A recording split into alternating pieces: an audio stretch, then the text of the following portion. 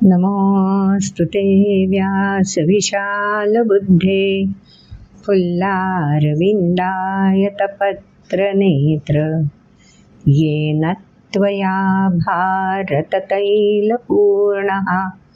प्रज्वालितो ज्ञानमयः प्रदीपः नारायणं नमस्कृत्य नरं चैव नरोत्तमं देवीं सरस्वतीं व्यासं ततो जयमुदीरयेत्। ॐ श्री परमात्मने नमः।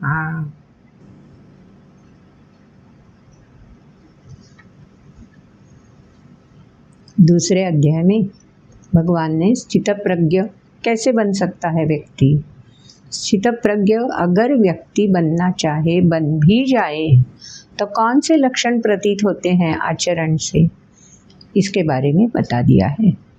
फिर चौथे अध्याय में यज्ञ के बारे में बता दिया है।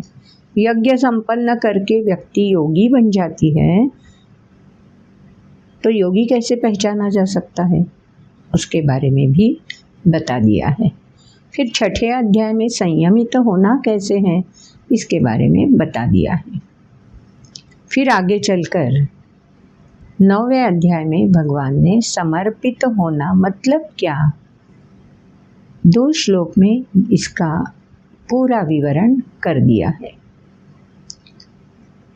फिर 11वें श्लोक में 11वें अध्याय में विश्वरूप दर्शन दिखाया अर्जुन को और भक्ति का एहसास दिलाया। भक्त कैसे होता है इसके बारे में बता दिया। और फिर 12वें अध्याय में उत्तम भक्त की लक्षण कौन कौन से हैं, कैसे पहचाना जाए उत्तम भक्त, इसके बारे में बता दिया। तो इसके बारे में बताते हुए 12वें अध्याय में भगवान ने व्यक्ति योगी होना आवश्यक है कह दिया। फिर त्यागी होना आवश्यक है ये भी बता दिया। फिर आगे चलकर मौनी होना ज़रूरी है इसके बारे में भी बता दिया। और स्थिरमति होना भी आवश्यक है ये भी कह दिया। और ये कहते हुए भगवान ने इस उपदेश को, इस बोध को धर्म्यामृत ऐसा खुद नाम दे दिया है। ये धर्म्य भी है और अमृत भी है।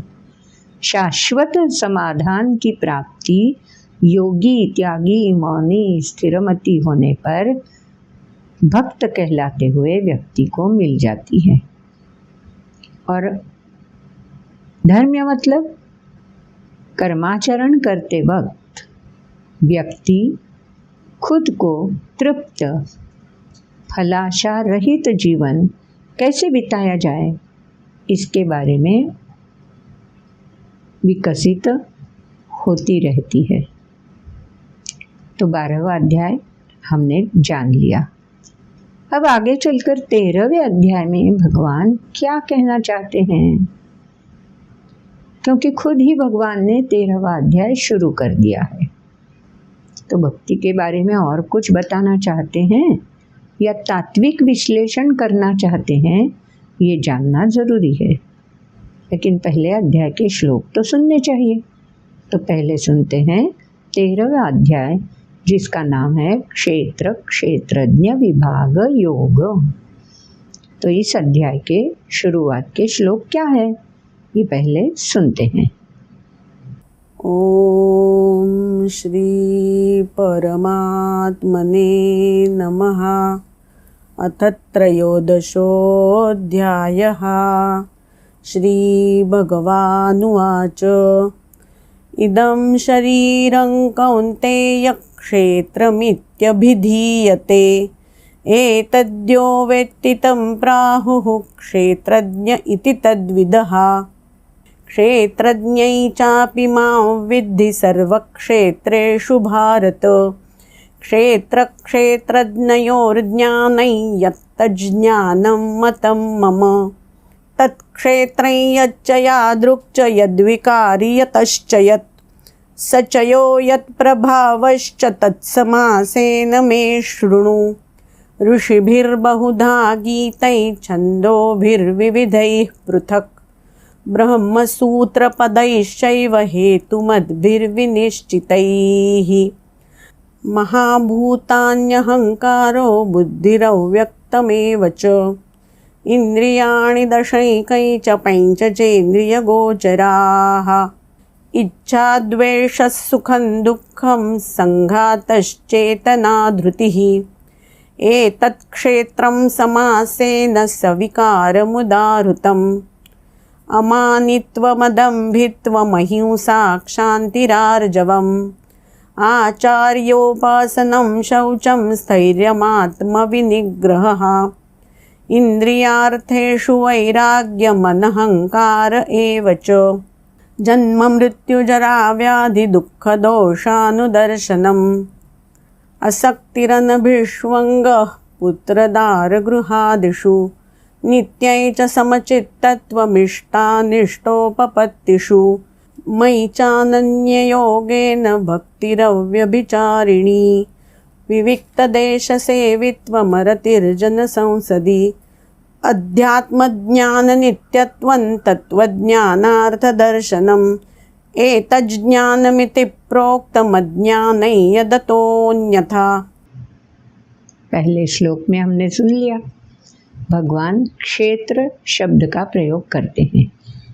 क्षेत्र मतलब स्थान, तीर्थ क्षेत्र बोलते हैं ना, तो क्षेत्र मतलब स्थान। तो स्थान के बारे में भगवान क्या बता रहे हैं? तो मुझे जो शरीर प्राप्त हुआ है वो भी एक स्थान ही है ना। किसका स्थान है ये? जो ऊर्जा इस शरीर में वास करती है, रहती है, उसके लिए ये प्लेटफॉर्म है, ये स्थान है।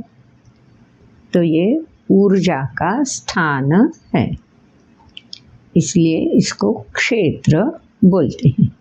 तो पहले श्लोक में हमने सुन लिया इदं शरीरं कौन्तेय क्षेत्रमित्यभिधीयते एतद्यो वेत्ति तं प्राहुः क्षेत्रज्ञ इति तद्विदः। दो शब्द भगवान ने इस्तेमाल किए हैं, क्षेत्र और क्षेत्रज्ञ। क्षेत्रज्ञ मतलब क्षेत्र को जो ज्ञ मतलब जानता है वो क्षेत्रज्ञ है। तो स्थान जिसका है वही स्थान को जानेगा ना। अगर घर मेरा है तो मेरे घर को मेरे अलावा और कौन अच्छे तरह से जान सकता है? तो उसी तरह से क्षेत्रज्ञ जो है उसके लिए ये क्षेत्र पूरी तरह से मालूम होता है। सो क्षेत्रज्ञ के बारे में भी बताया है और क्षेत्रज्ञ के लिए जो स्थान है क्षेत्र, उसके बारे में भी इस अध्याय में बता दिया है। क्या बोलते हैं भगवान आगे चलकर? तत्क्षेत्रं यच्च यादृक् यद्विकारि यतश्च यत् स च यो यत्प्रभावश्च तत्समासेन मे शृणु। सुनो अर्जुन, पहले क्षेत्र के बारे में मैं तुम्हें बता देता हूँ। तो क्षेत्र के बारे में बताने की ज़रूरत क्या पड़ी है? 12वें अध्याय तक भगवान ने अलग अलग विशेषताएं जिस शरीर के माध्यम से प्रकट कर सकता है व्यक्ति, वो विशेषताओं के बारे में बता दिया है। कौन से लक्षण शरीर के माध्यम से प्रकट होते हैं इसके बारे में पहले वाले अध्याय में बता दिया है। तो शरीर कर्माचरण में कैसे उपयोग में लाया जाता है ये तो मालूम हो चुका, लेकिन शरीर खुद बनता कैसे है 7वें अध्याय में थोड़ा बहुत वर्णन इसका भगवान ने किया है।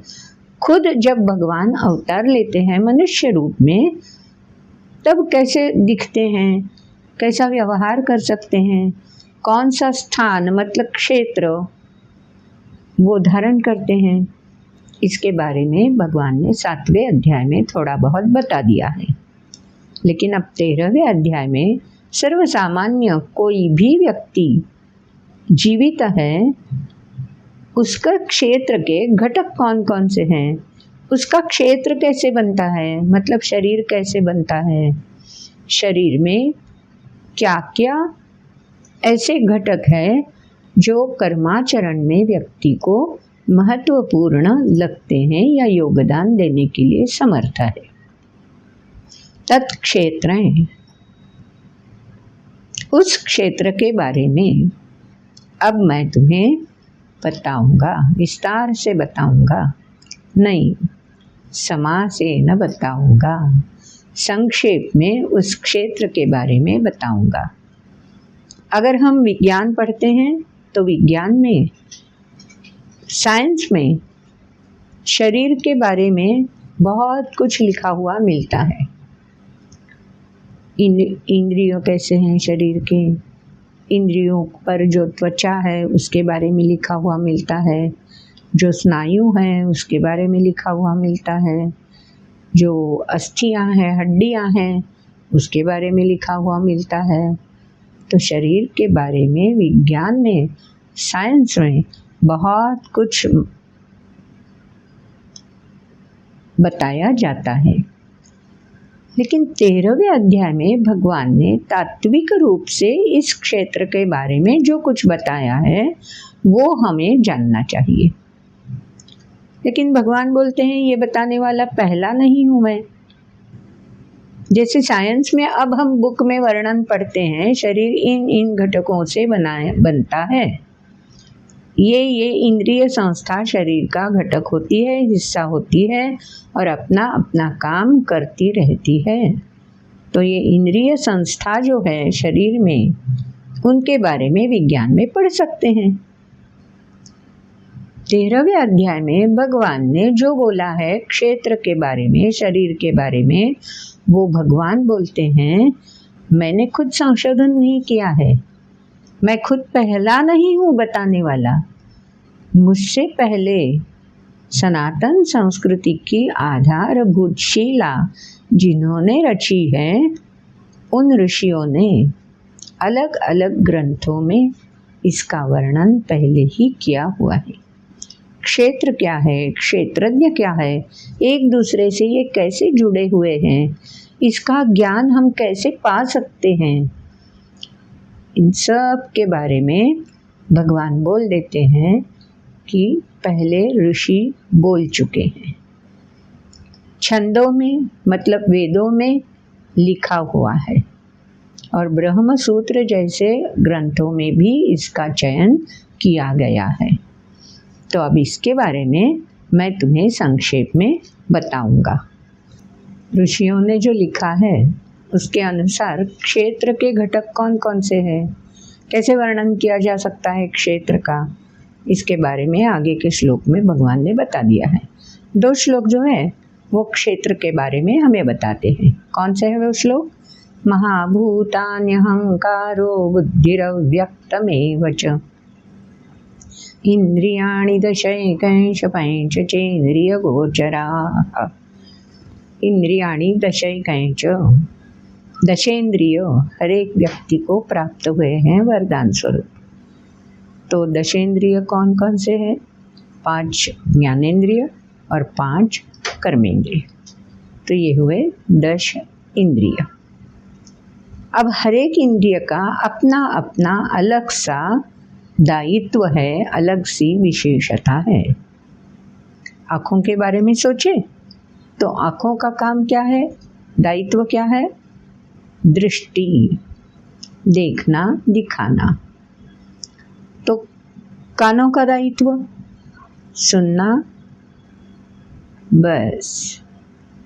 तो हर एक इंद्रिय इस तरह से कोई न कोई विशेषता व्यक्त रूप में हम तक पहुंचाते हैं सृष्टि के संदेश। तो इसी तरह बाह्य सृष्टि का आकलन हम कर सकते हैं। तो क्षेत्र की ज़रूरत क्यों है? बाह्य सृष्टि से जुड़े रहने के लिए, सृष्टि का आकलन करने के लिए।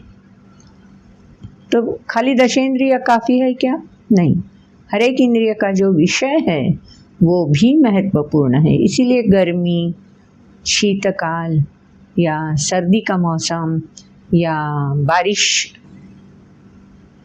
बारिश की बूंदें हमारी त्वचा को जब स्पर्श करती है तो उसका अलग सा एहसास मिलता है। वायु जब स्पर्श करके जाता है त्वचा को तो उसका एहसास अलग मिलता है। तो त्वचा भी एक ज्ञानेंद्रिय है। तो इस तरह से क्षेत्र के घटक में जो भी घटक है उसमें प्रामुख्य रूप से हैं दशेंद्रिय, और हर एक इंद्रिय का अपना अपना गोचर मतलब विषय जो हमें चराचर सृष्टि से जोड़ देता है। लेकिन ये इंद्रिय काम कब कर सकते हैं? तो पूरे के पूरे इंद्रिय जब एक साथ जुड़ जाएं, बंदिस्त स्वरूप में शरीर सामने आए, तभी तो इंद्रिय एक दूसरे से जुड़े रहकर एक साथ काम कर सकते हैं। तो इसको बोला है संघात, मतलब शरीर का अलग सा आकार। हर व्यक्ति का शरीर का आकार अलग अलग होता है। आँखों का काम सबके लिए समान है, कानों का काम वही है, घ्राणेंद्रिय नाक का काम वही है, त्वचा का काम वही है, सबके लिए समान है। लेकिन बाह्य रूप हर एक का अलग अलग है। संघात हर एक का अलग अलग है।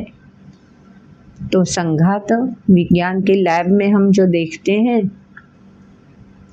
अस्थियों का बना हुआ स्टैचू जो रखा जाता है वो है संघात। उससे हम विज्ञान में शारीर रूप से स्टडी कर सकते हैं। लेकिन उस शरीर में चेतना तो है नहीं। चेतना मतलब ऊर्जा, विविध रूप में ऊर्जा शरीर में समाई हुई है, अलग अलग प्रकार के काम। यही ऊर्जा जब वो इंद्रिय से जुड़ी हुई होती है तब उस इंद्रिय का काम वो ऊर्जा कर देती है। तो चेतना मतलब संवेदना जागृत करना और ऊर्जा का वही प्रात्यक्षिक रूप प्रमाण दे देना। तो क्षेत्र का एक घटक है संघात मतलब बंधीव रूप, बंदिस्त रूप, और चेतना संवेदना जागृति ये भी क्षेत्र का एक घटक है। और क्या क्या घटक है? अहंकार, हरेक की अलग अलग विशेषता जो क्षेत्र से ही महसूस होती है। मतलब चीन में रहने वाले लोग चीनी ऐसा बोलते हैं ना, हम चाइनीज़ है, तो उनकी कोई क्षेत्र की पहचान अलग होती है। भारत के लोगों की अलग सी क्षेत्र की पहचान होती है। क्षेत्र मतलब शरीर, शरीर की पहचान दिखने से ही अलग नज़र आती है। तो उसको बोलते हैं अहं आकार, हर एक का अलग अलग आकार। वो क्यों प्राप्त हो सकता है? शरीर पंच महाभूतों से बना हुआ होता है।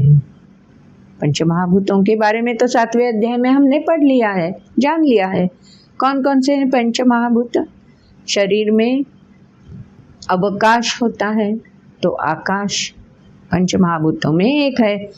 अगर हम नज़र ऊपर उठाएं तो दिन में सूरज जहाँ निकलता है वो आकाश ही तो है, रात को चांद जहाँ निकलता है वो भी आकाश ही तो है, अगणित तारे नक्षत्र जहाँ दिखाई देते हैं वो आकाश ही तो है।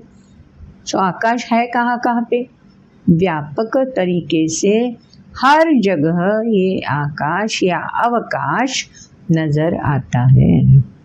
तो पंच महाभूतों में एक है आकाश, दूसरा है जल, तीसरा है वायु। अवकाश और जल है इसलिए वायु उत्पन्न हो जाता है।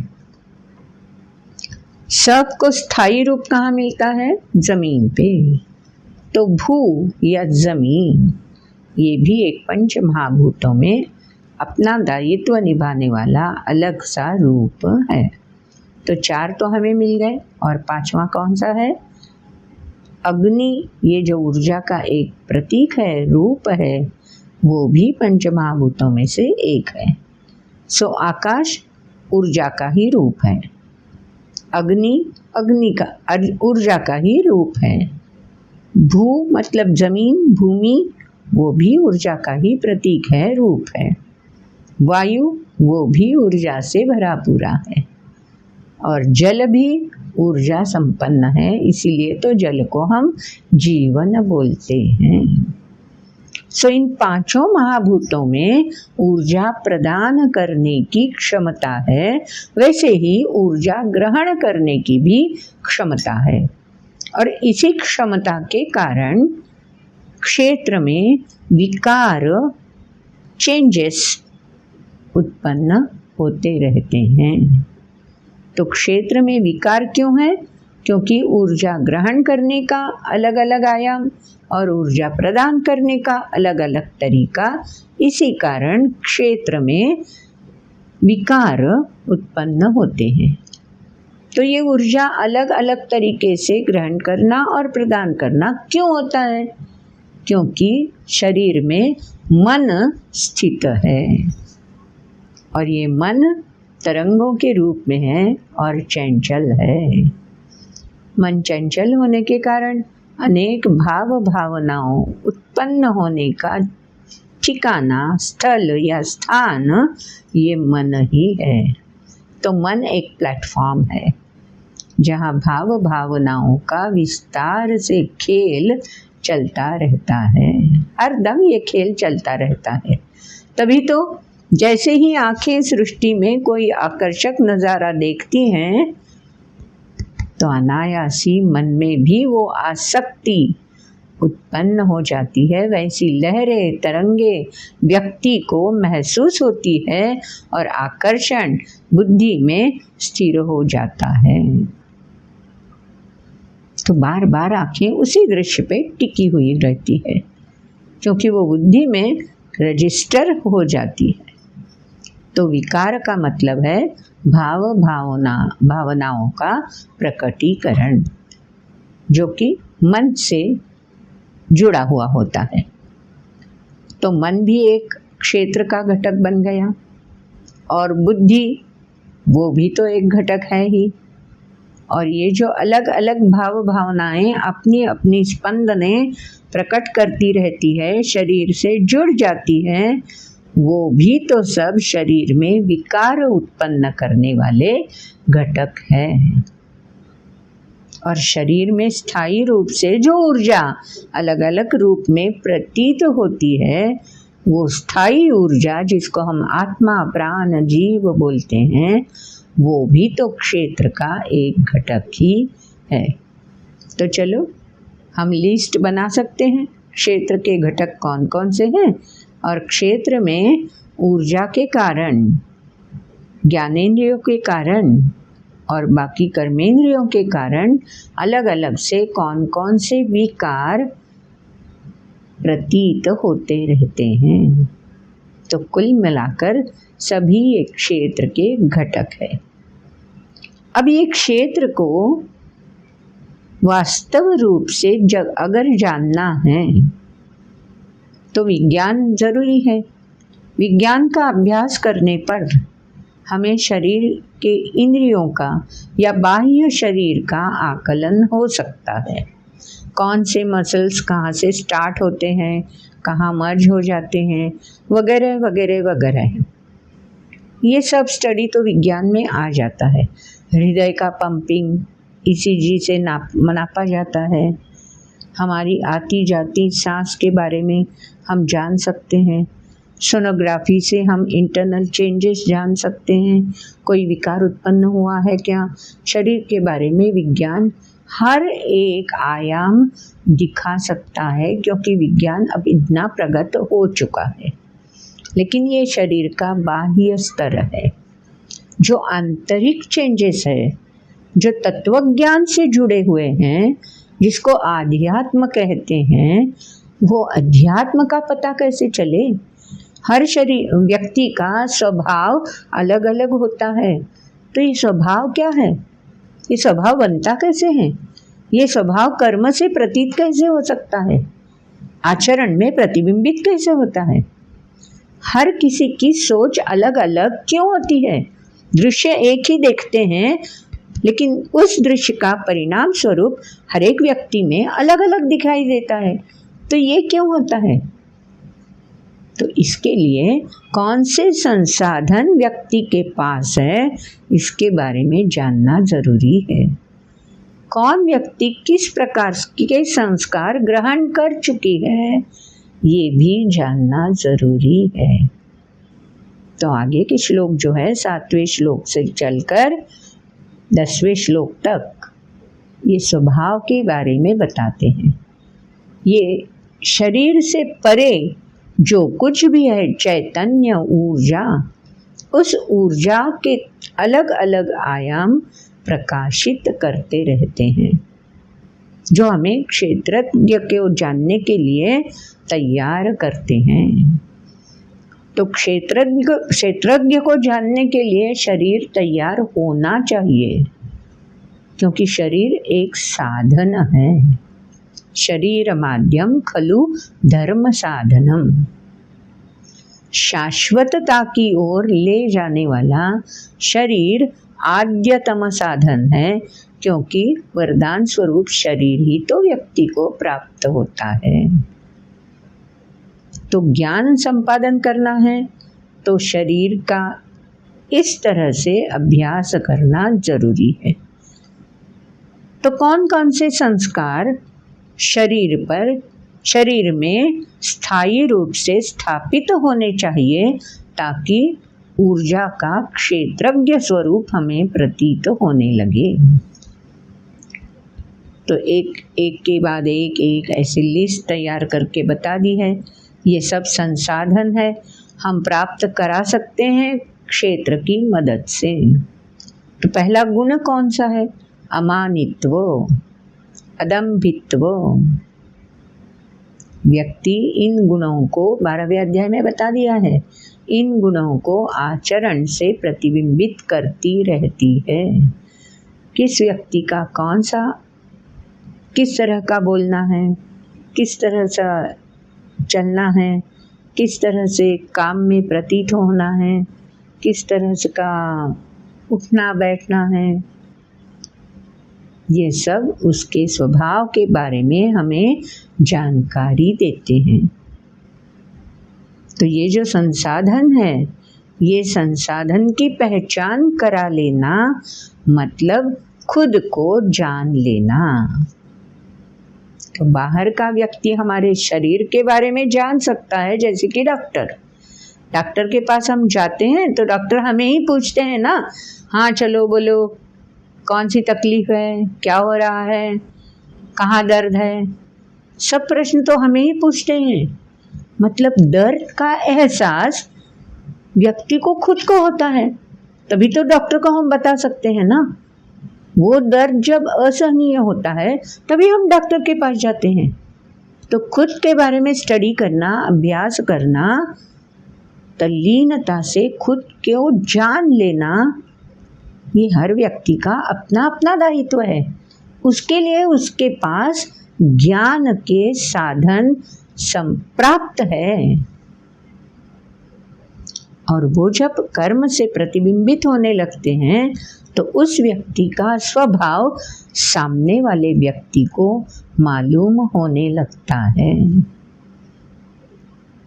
तो ये किन गुणों का प्रभाव है, कैसे गुण है जिसका ज्ञान व्यक्ति को खुद को भी करा लेना चाहिए और आचरण से दूसरों को भी करा देना चाहिए। इन गुणों की एक लिस्ट इन श्लोक में दी हुई है। कौन से हैं ये श्लोक? अभी मैंने 2 गुणों का उल्लेख कर दिया। अमानित्व मतलब अहंता का भाव नहीं चाहिए, मान सम्मान मिले या ना मिले उससे कोई फर्क नहीं पड़ता, क्योंकि ऊर्जा जो है वो इस मान सम्मान से नहीं जुड़ी होती। वो तो अलग अलग तरीके से व्यक्त होने के लिए ऊर्जा तत्पर रहती है। हम है कि उस ऊर्जा को सीमित करते हैं और बंदिस्त रूप से ऐसे ही तुम्हें प्रकट होना है, दाम्भिक रूप से मुझे मान सम्मान मिले, मेरी अलग सी पहचान बनी रहे। ये जब स्वभाव विशेष व्यक्त होता है आचरण से, तो उस व्यक्ति को दाम्भिक बोलते हैं। तो अगर मुझे खुद का एहसास प्राप्त कराना है, जो ऊर्जा मुझ में आत्मा बनकर समाई हुई है, जीव बनकर स्थायी है और मुझे हर क्षण कर्म करने के लिए प्रेरित करती है, वो आत्मा, वो जीव, उसके अलग अलग पहलू, उसकी अलग अलग विशेषताएं खुद मुझे ही अगर जाननी है, तो मुझे कौन से संस्कार चाहिए? मुझ में अमानित्व चाहिए, अदम्भित्व चाहिए, अहिंसा। अकारण मुझ में ऐसा कभी भी ना विचार आए कि मैं दूसरे को हर्ट करूं, मेरे बोलने के कारण दूसरा दुखी हो जाए, मेरे ऐसे नजरिए से देखने से दूसरे को दुख पहुंचे, ऐसा कभी भी नहीं होना चाहिए। तो अमानित्व, अदम्भित्व, अहिंसा, शांति। एक आध व्यक्ति की ओर देखते हैं तो हम आश्वस्त हो जाते हैं कि ये व्यक्ति क्रोधित नहीं होगी, समझ लेगी, जो भी अपना भाव है ये जान सकेगी। इसका एहसास दूसरे व्यक्ति को दिलाना मतलब शांति प्रतीत करना। आर्जवम, विनम्रता से आचरण करना चाहिए। आगे चलकर बोला है आचार्योपासनम। जो भी श्रेष्ठ व्यक्ति है, ज्येष्ठ व्यक्ति है, आचरणीय है, उनके बारे में सोचते रहना चाहिए, उनका मार्गदर्शन लेते रहना चाहिए। उसको बोलते हैं आचार्योपासनम। शौचम, शरीर की शुद्धता हरदम करते रहते हैं, क्योंकि मलिन शरीर हमें ही अच्छा नहीं लगता, लोगों को भी अच्छा लगना चाहिए। इसलिए बाह्य सौंदर्य के बारे में हम हर क्षण सोचते रहते हैं, लेकिन शुचिता तो स्वभाव में होती है। आंखें बोलती हैं, आंखें चमकदार दिखती हैं, आँखों से चिंतन मनन अपने आप प्रतीत होता है। तो आंखें ज्ञान का प्रतिबिंब दिखा सकती हैं। तो शुचिता इस तरह से अंदर से बाहर आनी चाहिए, ना कि बाहरी मेकअप से शुचिता प्रतीत होती है। तो ये भी एक ज्ञान का साधन है। और क्या बोला है? स्थैर्यम, आचरण में स्थिरता चाहिए। कंसंट्रेशन बोलते हैं ना आजकल हम, तो कंसंट्रेशन प्रतीत होना चाहिए। हाँ, बस 10 मिनट के लिए ये काम करूँ, अब बस बस बस बस अब ये काम नहीं, बोर हो गया, ये बोर नहीं। स्थैर्यम, विचारों में स्थिरता चाहिए, आचरण में स्थिरता प्रतीत होनी चाहिए। और क्या बोला है? आत्मविनिग्रह, दृढ़ संकल्पित रहना चाहिए, दृढ़ निश्चयी होना चाहिए, ताकि हम कर्म से दृढ़ निश्चय प्रतीत कर सके। तो गीता की पंचसूत्री तो याद है, जीवन आधार पंचसूत्री याद है ना? तो उसमें पहला ही है संकल्प। संकल्प कहाँ से जुड़ा हुआ होता है? दृढ़ निश्चय से। तो संकल्प मतलब दृढ़ निश्चय, आत्मविनिग्रह। तो हर एक व्यक्ति इस प्रकार से निग्रहित होकर व्यक्त हो सकती है। ये भी एक साधन है जो हमें अपनी खुद की स्टडी करने के लिए, अपने खुद का स्वभाव जानने के लिए आवश्यक रहते हैं। अगले श्लोक में क्या बोला है? इंद्रियार्थेषु वैराग्यमनहंकार एव च जन्म मृत्यु जरा व्याधि दुख दोषानुदर्शनम। ये तो चक्रवत है, जन्म है तो मृत्यु है ही। जन्म से मृत्यु तक प्रवास करते करते जरा तो बीच में आती ही रहती है, और हर दम जन्म से मृत्यु तक प्रवास करते करते अलग अलग मौसम में अलग अलग स्थान पर जब हम प्रवास करते रहते हैं तो अनायासी दुखों का सामना भी करना पड़ता है, शारीरिक दुखों का। शारीरिक जरा मतलब वृद्धत्व, क्योंकि जन्म ही शारीरिक है, मृत्यु भी शारीरिक है। शरीर कलेवर बन जाता है मृत्यु के बाद। तो दुख, जरा, ये जो विकार है ये शरीर से जुड़े हुए हैं। मन तो हर वक्त तरोताज़ा रह सकता है, बुद्धि भी चिंतन मनन करने के लिए हर पल तत्पर रह सकती है। तो जन्म मृत्यु जरा व्याधि ये सब दुख दोषानुदर्शनम है, दोष है, ये विकार है, ये शरीर से जुड़े हुए हैं।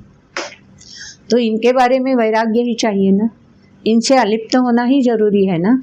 इसीलिए बोला है इंद्रियार्थेषु वैराग्यो अनहंकार एव च। अपनी इंद्रियों के बारे में ज़्यादा ख्याल रखना अच्छी बात नहीं है। मेरा मन ये चाहता है, नहीं, मन चाहे कुछ भी चाहे, मन तो चंचल है, कभी ये चाहता है कभी वो चाहता है। इसीलिए मन को भी 11वां इंद्रिय ही बोला है। तो मन भी ऐसा ही चंचल होता है, इसलिए उसको भी संयमित करना जरूरी है ज्ञान प्राप्त करने के लिए, खुद का स्वभाव जानने के लिए।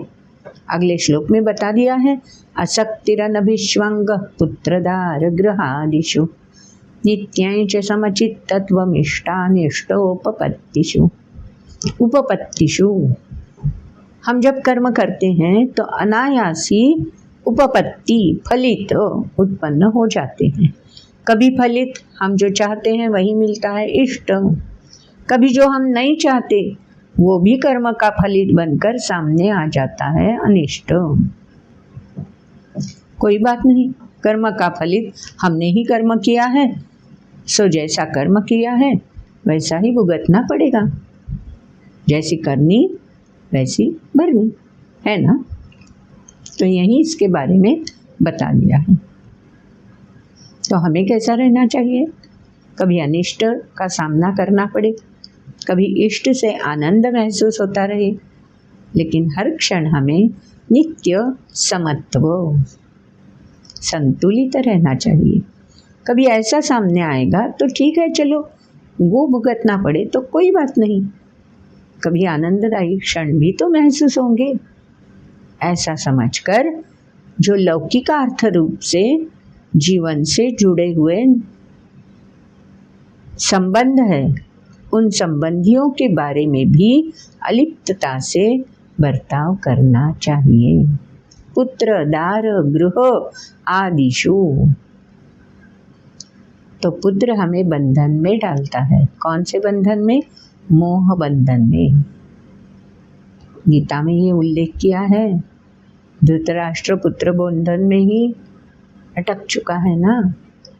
तभी तो पुत्र अनीति से भी व्यवहार करे तो भी राजा का दायित्व भूलकर धृतराष्ट्र दुर्योधन से ही लिपटे हुए रहते हैं। जो भी दुर्योधन बोले चलो वही सही है, ऐसे थोड़े ही न चलता है। इसलिए इस अध्याय में भगवान ने स्पष्ट कर दिया है, असक्ति अनभिष्वंगा, नहीं लिप्त होना चाहिए। कमल का पत्र जैसे कीचड़ में रहते हुए भी अपनी अलग पहचान, शुचिता का प्रदर्शन कर सकता है, वैसे हमें भी पुत्र गृह दार, दारा मतलब पत्नी, इन सब में रहना है, इन सब से जुड़े रहना है, लेकिन इनमें लिप्त नहीं होना है। अगर लिप्त हो जाए तो इष्ट या अनिष्ट फल मिलेंगे ही, और मिलेंगे तो भुगतने भी पड़ेंगे, तो उसके लिए भी तैयार रहना चाहिए। तो खुद को जान कैसे सकेंगे, स्वभाव का अभ्यास कैसे कर सकेंगे, क्योंकि हम ऊपरी स्तर से ही जुड़े हुए हैं। तो ये ऊपरी स्तर जो शरीर से लिपटा हुआ है, इसको अलग करने की चाह रखनी चाहिए। अलग करने का तरीका खुद को ही ढूंढना है। अगले श्लोक ने बता दिया है, मयि चानन्य योगेन भक्तिरव्यभिचारिणी विविक्त देश सेवित्वमरतिर्जन संसदि। अब भक्ति शब्द आ गया, लेकिन भक्ति कैसी चाहिए? 12वें अध्याय में सब लक्षण बता दिए हैं। अब भगवान फिर से शरीर माध्यम है, शरीर के माध्यम से विश्वास, श्रद्धा, निष्ठा और समर्पण मतलब भक्ति तक व्यक्ति आरोहित हो सकती है। तो भक्ति कैसी चाहिए? अव्यभिचारिणी, हमें विचलित ना करने वाली। एक बार दृढ़ निश्चयी बन गए तो बन गए। विश्वास डगमगना नहीं चाहिए, डगमगाएगा तो वो विश्वास नहीं रहेगा, वो श्रद्धा तक नहीं पहुंच पाएगा और श्रद्धा निष्ठा में नहीं संक्रमित हो सकेगी। अगर मूल रूप से विश्वास ही डगमगा जाए तो समर्पण ऐसा चाहिए जो अव्यभिचारिणी है, क्योंकि भक्ति समर्पण से जुड़ी हुई होती है। समर्पण मतलब एक बार दान दे दिया तो दे दिया, समर्पित हो चुका, उससे अब मेरा लेना देना नहीं है। कर्ण और अर्जुन की परीक्षा एक बार कृष्ण ने ऐसे ही की है। छोटी सी उसकी कथा सुनते हैं। कर्ण उदारता के लिए, उदारता का मापदंड समझा जाता था। तो अर्जुन को लगता था मैं भी तो उदार हूँ, मैं भी तो देता रहता हूँ, तो मुझे क्यों नहीं कर्ण जैसी प्रसिद्धि मिल जाती है।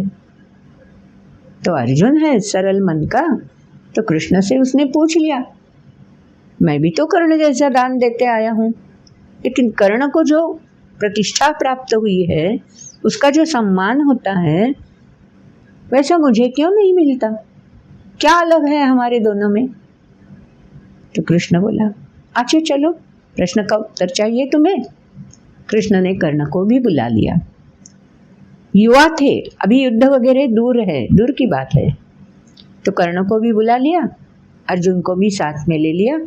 तीनों चल पड़े, एक गांव से गुजर रहे थे। तो कृष्ण बोला, ये जो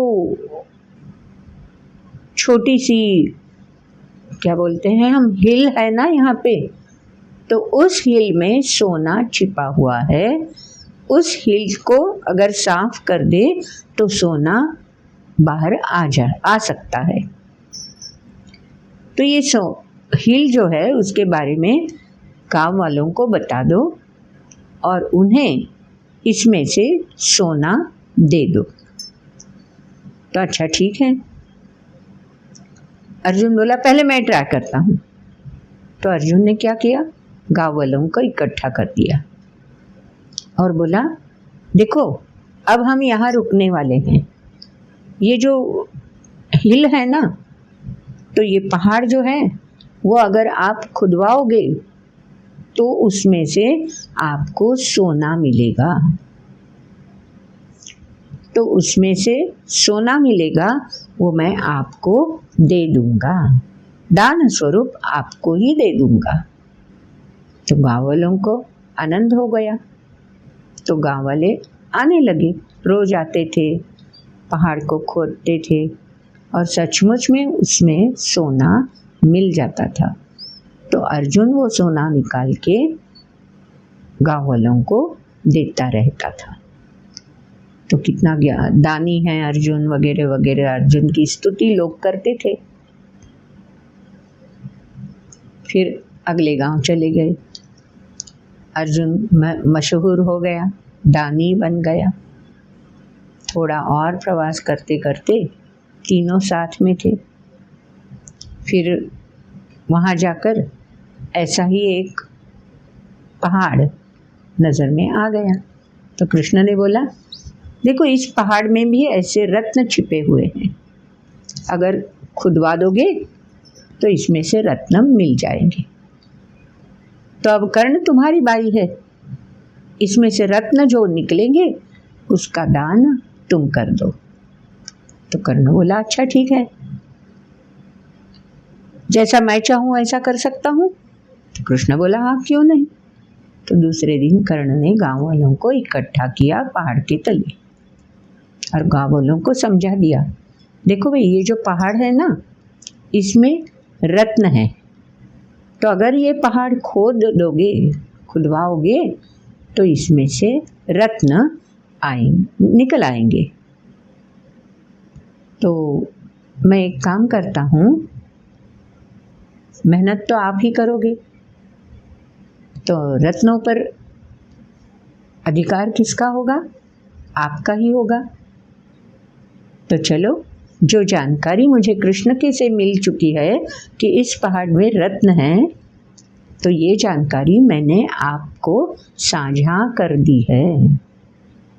तो अब मैं बीच में क्यों आऊं? पहाड़ में जितने भी रत्न मिलेंगे वो सब आप गांव वालों के होंगे। कृष्ण ने जानकारी दी है, आप रत्न ले लो, मैं तो कुछ भी नहीं हूँ, मैं कौन होता हूँ देने वाला। ऐसा कहकर कर्ण ने गांव वालों को सौंप दिया। कृष्ण को बोला, चलो ना, काम तो हो गया। तो कृष्ण ने अर्जुन की ओर देखा। अर्जुन तो ज्ञानी था, अर्जुन समझ गया कर्ण का दान और अर्जुन ने दिया हुआ दान कैसा फर्क है।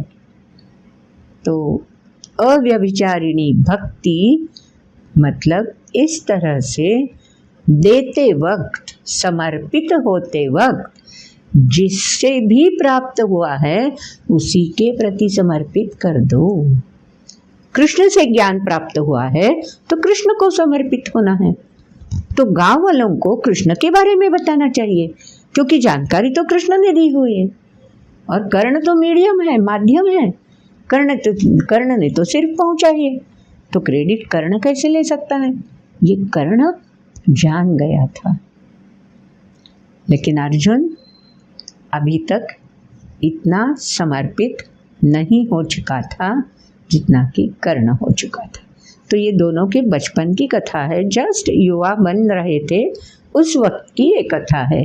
तभी तो ऐसे अहमिका रहती है ना कि इसकी प्रसिद्धि ऐसे क्यों है, मेरी क्यों नहीं है, क्या करना चाहिए वगैरह वगैरह, ऐसे छोटे मोटे प्रश्न तो आते ही है नज़र के सामने। तो ये कथा उस वक्त की है। तो अव्यभिचारिणी भक्ति समझ में आ गई, पूर्णतया शरणागतता, पूर्णतया समर्पण।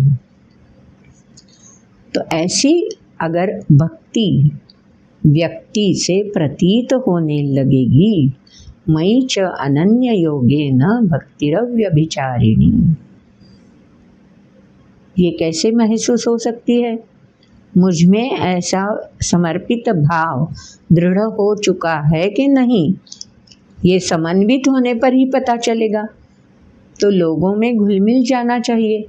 ऐसे प्रसंग जब सामने आएंगे तभी पता चलेगा कि मेरी भक्ति किस स्तर की, मेरी समर्पितता किस स्तर तक प्रगति कर चुकी है। विविक्त देश से वित्व अरति ही जन संसदी। अगर एक बार एहसास हो गया समन्वित रहने पर, तो अब समन्वित रहने की जरूरत नहीं है। विविक्त देश से वित्व, सब से जुड़े हुए रहते हुए, सब में घुल मिलकर रहते हुए भी व्यक्ति अपना अलग सा अभ्यास खुद कर सकती है।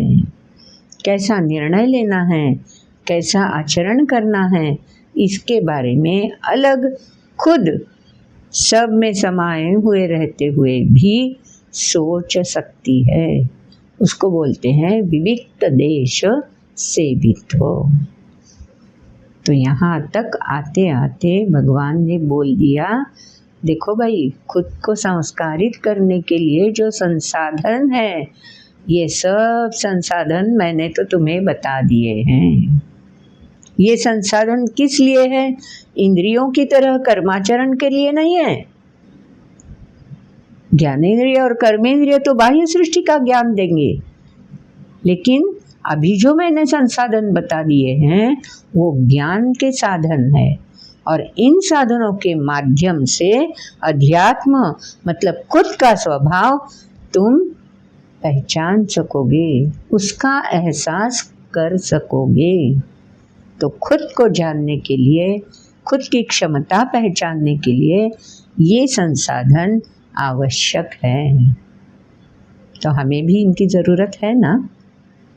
तो 11वें श्लोक में वहीं भगवान ने स्पष्ट कर दिया, अध्यात्म ज्ञान नित्यत्वं तत्वज्ञानार्थ दर्शनम।